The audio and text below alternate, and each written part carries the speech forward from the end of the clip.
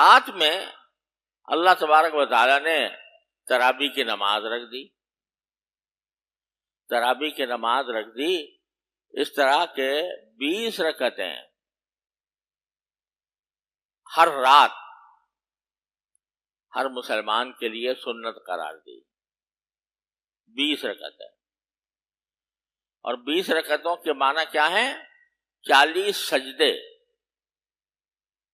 ہر رکعت میں 2 سجدے ہوتے ہیں نا, تو 20 رکعتوں میں 40 سجدے اللہ تبارک و تعالی نے اضافی عطا فرما دیا. یہ 40 سجدے کیا ہیں؟ حدیث میں آتا ہے کہ بندہ اپنے پروردگار کے کسی وقت میں بھی اتنا قریب نہیں ہوتا جتنا سجدے کی حالت میں ہوتا.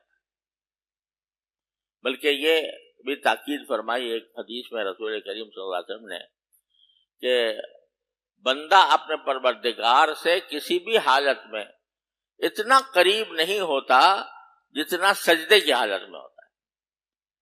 یعنی سجدے میں جب آدمی اپنی پیشانی زمین پر رکھ دیتا ہے اللہ تبارک و تعالیٰ کی بارگاہ میں, تو بس اللہ تعالیٰ سے قرب کا انتہائی درجہ ہو جو اور کسی عمل میں حاصل نہیں ہوتا. جہاں تک حرم شریف کا تعلق ہے اس میں انہوں نے تخفیف کی ہے اور یہ اپنے مسلک کے مطابق کی ہوگی.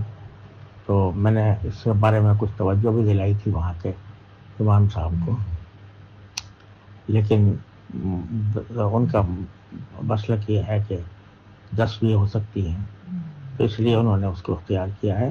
ہمارے حنفی مسلک کے مطابق 20 رکعتیں ہی ضروری ہیں اور 20 رکعتیں ہی پڑھنی چاہیے.